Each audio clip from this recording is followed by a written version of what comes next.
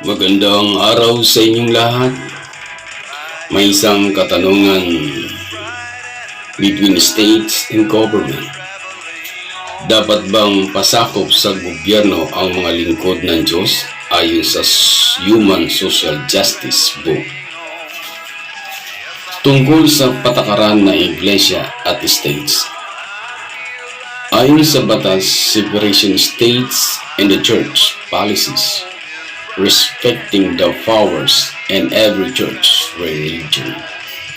In terms of authority, ngunit ang church ay under the supervision ng states or government leader ng archipelago dahil ang namumuno sa gobyerno ang obligation ay protektahan ang estados.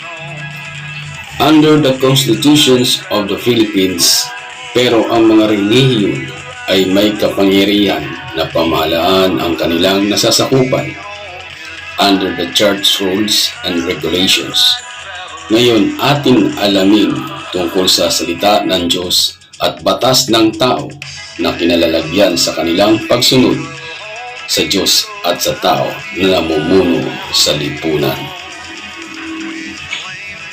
Dapat bang pasakop sa mga namumuno sa gobyerno ang religious organization? Ano ang sabi ng Constitution natin? Ayon sa nabasa ko sa The Book of Social Justice and Human in the Philippines, that no form of religion shall be forced upon community or upon citizens of the island, that upon others' hand, no ministers of religion shall be interfered with or molested in following his calling, and that the separation between state and church shall be real, entire, and absolute. Ayon dito, may sinasabi separation between state and church about the freedom of religion between in the state. Another statement in 1987 Philippines Constitutions Article 3 Bill of Rights Section 5. No law shall be made respecting an establishment of religion or prohibiting the free exercise thereof. The free exercise and enjoyments of religion, provision and worship without discrimination or preference shall forever allowed. No religion test shall be required for the exercise of civil or political rights.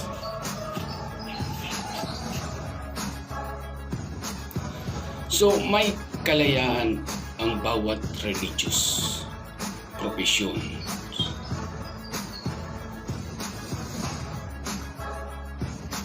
May kalayaan ng bawat religious organization to exercise enjoyment of religious profession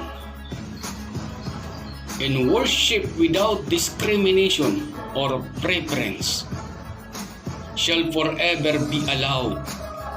No religious test shall be required for the exercise of civil or political rights.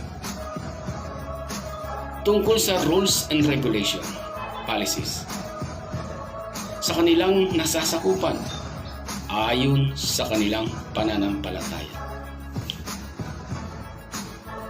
Paano kung ang gobyerno ay nag-abuse of authority o gumawa ng masama sa tao? Basahin natin ang Romans chapter 13 verse 1 hanggang 2. Ang bawat kaluluwa ay pasakop sa matataas na kapangyarihan, sapagkat walang kapangyarihan na hindi mula sa Diyos. At ang mga kapangyarihan yaoy hinirang ng Diyos. Kaya nga't ang sumasalangsang sa kapangyarihan ay sa utos ng Diyos sumasalangsang. At ang mga nagsisasalangsang ay magsisitanggap ng kahatulan sa kanilang sarili.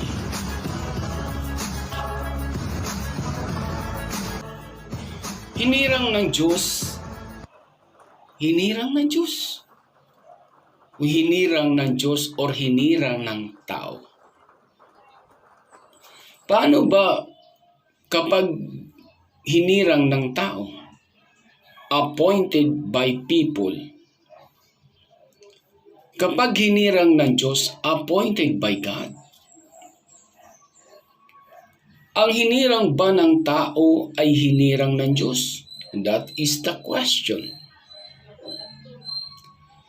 Sa Old Testament, ang mga propeta na hinirang ng Diyos ay sumusunod sa kautusan ng Diyos. Halimbawa, katulad ni Abraham, Moises, Elijah, Isaiah, Daniel, Zechariah, Malakay. Sila ba'y sumusunod sa tao o sumusunod sa Diyos? Ang kanilang kautusan ba'y nanggaling sa tao o nanggaling sa Diyos? Yung mga katanungan na dapat nating isipin. Pinakita sa atin ng mga propeta, ito ang mga kautusan ng Diyos, mga salita ng Diyos, hindi salita ng tao, kundi salita ng Diyos. Ang mga tao'y naghihintay sa mga kautusan na gustong iparating sa kanila sa pamamagitan ng mga propeta at kanilang isinulat ang mga kautusan. Kautusan na dapat sundin ng tao. Pero baliktad ang kautusan ng tao na ginawa ng tao sa pamamagitan ng batas na ginawa sa Kongreso at Senado na dapat sumunod ang tao sa alituntunin na ginawa ng batas, maging ang nasusulat sa Biblia na nasalita ng Diyos. Dapat sumang-ayon ang tao at mayroon pananagutan sa batas ng Diyos, ngunit hindi nagaganap. Nagaganap ba? Hindi. Because of tulong sa politika na tumulong siya, kaya nababahiran ng corrupt leaders ang namumuno kahit siya ay nagkasala. Sa batas lang ng tao may pananagutan ang tao. Ngunit sa batas ng Diyos wala dito sa lupa. Paano natin sasabihin ang inihalal or appointed ng tao ay inihalal ng Diyos kung ang kautusan ay nanggaling sa mga tao with its democratic or powers from the people? So malinaw na the kingdom of this earth is different the kingdom of God. So why throne judgment? Ang lahat ng tao sa ibabaw ng mundo ay hahatulan dahil may pananagutan sila. So the appointed of people is not appointed of God, or rather, the appointed of God. Just like King Solomon, after Solomon's disobedience of God, and also King David, they are obedience the Lord's commandments. After David disobeyed the law of God, but the prophets of God sincerity to obey God's commandment. Just like Abraham, Moses, Elijah, Zechariah, Isaiah, Daniel, Malachi, John the Baptist, Jesus Christ, the 12 apostles, and John sa Revelation. They are faithfully servants of God. Why not all appointed of men is appointed of God? So it's different. Let's read Revelation chapter 11 verse 15. At umihip ang ikapitong anghel at nagkaroon ng malakas na tinig sa langit. At nagsasabi, ang kaharian ng sanlibutan ay naging sa ating Panginoon at sa kanyang Kristo, at siya'y maghahari magpakailanman. So, dito pa lang ipinakikita ng Diyos na ang kaharian ng tao ay iba sa kaharian ng mundong ito. Kaya mali ang sabihin natin na ang itinalaga ng tao sa gobyerno ay itinalaga ng Diyos. Dahil ang powers from the people is appointed by the people, not appointed or powers from God. See? Nakita nyo, halos lahat sa mga religious organization na ang kaisipan ng mga leaders ay ganun. Sa Romans chapter 13, verse 1 hanggang verse 2, ang itinalaga ng tao ay itinalaga ng Diyos. Pasakop sa namumuno sa pamahalaan. Tama naman. And the religious laws of the lands of this earth in connections the righteous law of God. But this government of this earth, sometimes leaders abusing powers and authority. Dahil sa utang na loob sa politika. Dahil kadugo, where is the righteous judgment? See? Where is the righteous judgment of this land? People make peacefully and righteous laws, but not contradict the laws against righteous and humanities. Because God's giving us free will to decide. See? God's giving us free will to decide. The freedom of rights, just like right to life.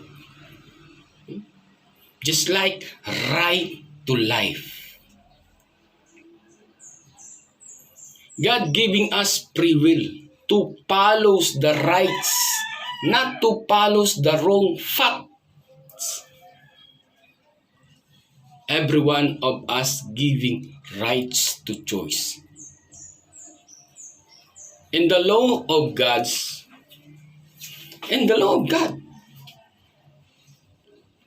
we just read Deuteronomy chapter 30, verse 19. Ating basahin ito. Aking tinatawag ang langit at ang lupa, na aking ilagay sa harap mo ang buhay at ang kamatayan, ang pagpapala at ang sumpa. Kaya piliin mo ang buhay upang ikaw ay mabuhay. Ikaw at ang inyong binhi.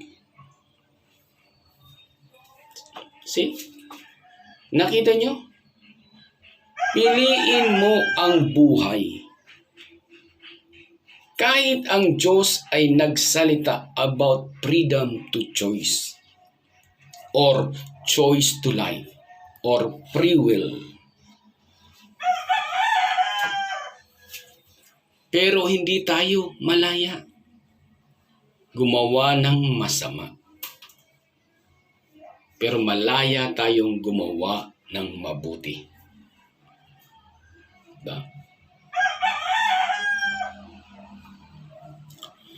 Ang gumawa ng mabuti ay kapayapaan sa lupa, maging sa kaharian ng langit. Ang mga lingkod ng Diyos ay lagi niya pinipili ang paggawa ng tama. Righteous laws always be looking a law in heaven.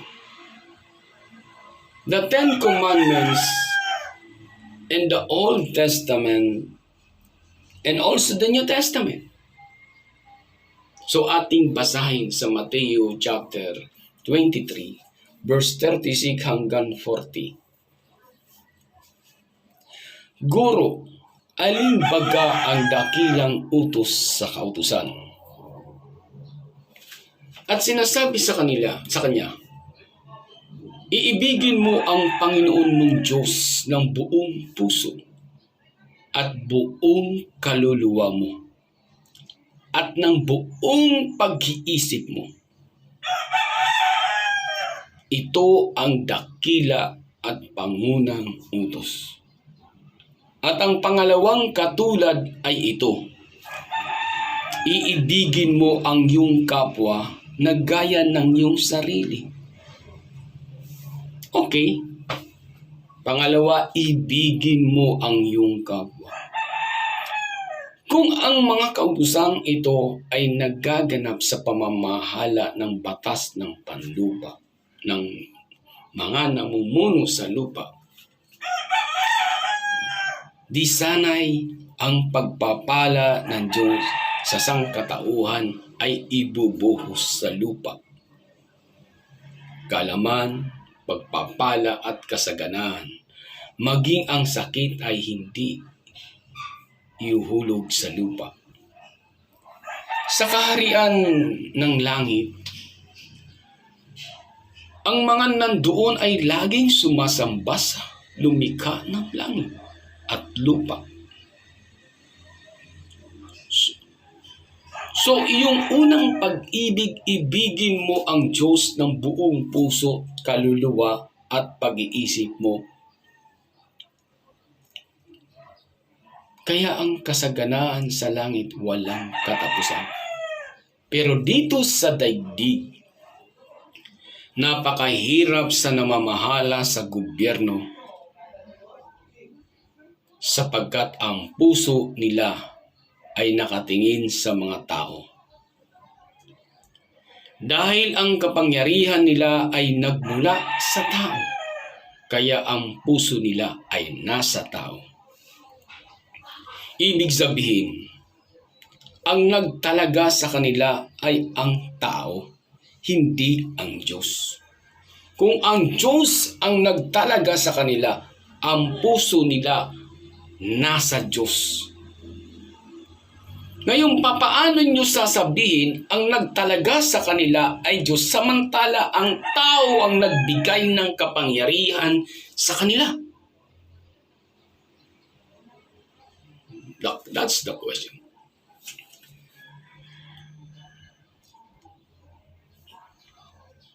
The powers came from the people, is not came from God.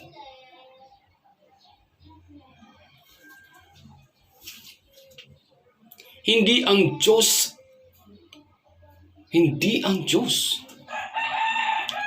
Appointed by people, that's democratic country. powers, not God.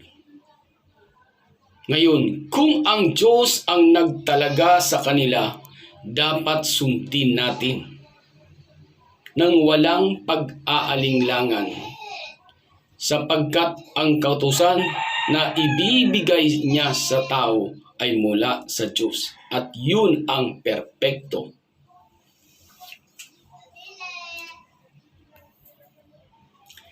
Yan ay naganap sa panahon ng mga propeta sa Old Testament, maging sa New Testament, ng mga lingkod ng Diyos. Ngunit kinontra ng mga namumuno sa lupa. Dumating ang panahon, lumala ang disobedience.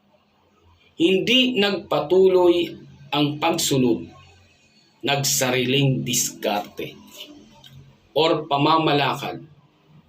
Sapagkat napakahirap sa tao ang sumunod sa Diyos na mula sa puso, kaluluwa at pag-iisip. Kaya kapatid, tama na na ating isipin na ang itinalaga ng tao ay itinalaga ng Diyos. Katwiran lang natin iyan. Hindi iyan mula sa Diyos. Yan ay mula sa sanlibutang ito.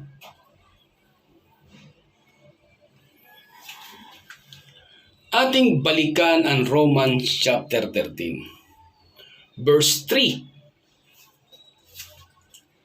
Sapagkat ang mga pinuno ay hindi kilabot sa gawang mabuti, kundi sa masama. At ibig mo bagang mawalan ng takot sa mga kapangyarihan? That's the question. Gawin mo ang mabuti at magkakamit ka ng kapurihan sa Kanya. Sapagkat ang mga pinuno ay hindi kilabot sa gawang mabuti. Pinakikita na ang isang pinuno ay hindi siya kilabot sa paggawa ng mabuti. Kaya mahirap sa isang pinuno na magiging perpekto sa pagmamalakad sa gobyerno. Dahil ang kapangyarihan niya ay mula sa tao, hindi mula sa Diyos. Paano natin sasabihin ang isang tao magiging perpekto sa kanyang pamamalakad? Paano? Kailangan ang kautusan niya ay magmumula sa Diyos, hindi sa tao. Because God is perfect. See? Because God is perfect. Pero ang tao ang nagkakamali. Ang akala niya ang kanyang ginawa ay perfect. See? Ang akala niya ay perfect. Hindi lahat ng tama sa tao ay tama sa Diyos. Dahil sa maling desisyon, kaya pinahintulot na lang ang mga pangyayari or permissive will na kaganapan. Tuloy tayo sa verse na ito. Ibig mo bagang mawalaan ng takot sa may kapangyarihan? That's the question. Sino kapangyarihan na tinutukoy? Sino? Ito ba'y sa tao o sa Diyos? Ito malinaw na tinutukoy dito ay sa lingkod ng Diyos, hindi sa tao. Na inilagay sa isang posisyon, kundi sa Diyos ang pagtatalaga niya. Kaya ang sabi niya, gawin mo ang mabuti at magkakamit ka ng kapurihan sa Kanya. Hindi sa tao, kundi sa Diyos. Ang Diyos ang magpupuri sa iyo, hindi ang tao. Ang kapurihan ng tao iba sa Diyos. See? ang kapurihan sa tao ay iba sa Diyos. Pero kung sa tao ang pagpupuri, ito'y lilipas at mawawala sa kaisipan ng tao. Sapagkat ang kapangyarihan ng tao ay pansamantala dito sa lupa. Ang mga mabuting gawa sa mga tao sa mundong ito ay lilipas. Sapagkat ang lahat ay lilipas, ngunit ang kanyang salita ay hindi lilipas. Ang ginawa mo sa Diyos na mabuti ay hindi lilipas, ngunit ang ginawa mong mas mabuti sa tao ay lilipas na katulad ng mundong ito. Na katulad ng mundong ito. Ating basahin ang Mateo 24 verse 35. Ang langit at ang lupa ay lilipas, datapwat ang aking mga salita ay hindi lilipas. Hindi masamang gumawa ng mabuti. Kasi sa kapwa, sapagkat mabuti yan sa Diyos. Ngunit hindi lahat ng mabuti sa tao ay mabuti sa Diyos. Ganon din sa mga namumuno. Hindi lahat ng mabuting nagagawa sa tao ay nakabubuti sa tao. Tanging mga tao lamang ang makapagsasabi. At hindi lahat ng nakakabuti sa Diyos ay mabuti sa Diyos. Tanging ang Diyos lang ang makapagsasabi. Kung ito'y nakabubuti, kung ito'y nakakabuti. Para sa Kanya, maging sa ating kalusugan o buhay, kundi ang may-ari ng buhay. Ngunit, mas higit pa dito, lalo na ang Diyos ang mas nakakaalam ng mabuti at ng masama. Ating basahin ang verse 4 ng Roman chapter 13. Sapagkat siya ay ministro ng Diyos sa ikagagaling mo. Sa ikagagaling mo. Datapat kung ginagawa mo ang masama ay matakot ka. Sapagkat hindi walang kabuluhan ang pagdadala niya ng tabak. Sapagkat siya ay ministro ng Diyos. Tagapaghiganti sa ikagagalit sa gumagawa ng masama. See? Nakita nyo? Ang itinalaga ng Diyos or ministro sa ikagagaling mo, datapat kung ginagawa mo ay ikasasama sa Kanya, ikaw ay matakot. Tama nga naman. Kung masamang ang ginagawa, ikasasama, ikaw ay matakot sa Diyos. Tuloy. Sapagkat ang kalaban mo dito, hindi lang siya na itinalaga, kundi ang Diyos mismo ang kalaban mo. Sino tayo para kumalaban sa itinalaga ng Diyos? Ang tanong, itinalaga ba siya ng Diyos o itinalaga ng tao? Ikaw, kayo, mga tao, kapag ikaw ay nagkamali ng pagtatalaga, at ang bansa mo'y maghihirap na kasama ng bansang iyong nasasakupan. Kung ang Diyos ay nagtalaga at hindi nyo hinirang, ano sa palagay mo? Ang tanong, papaano nyo malalaman? Ang dala niya ay salita ng Diyos. Kasi ang gusto ng Diyos iyong ikabubuti. Kaya ang kaparusahan doon sa mga bansa na sumuway sa Kanya ay lindol, tsunami, earthquake, mga sakit, gutom sa mga religious organizations or sekta or malaking kumpanya na pagkasira maging sa lahat ng mga bansa. Glory to God, ang Diyos ay dakila sa lahat ng bagay. Kaya kapag ang Diyos ang naghirang, ito'y asahan mo'y matuwid. Ang puso niya, kaluluwa at isip ay nasa Diyos ang dedication niya.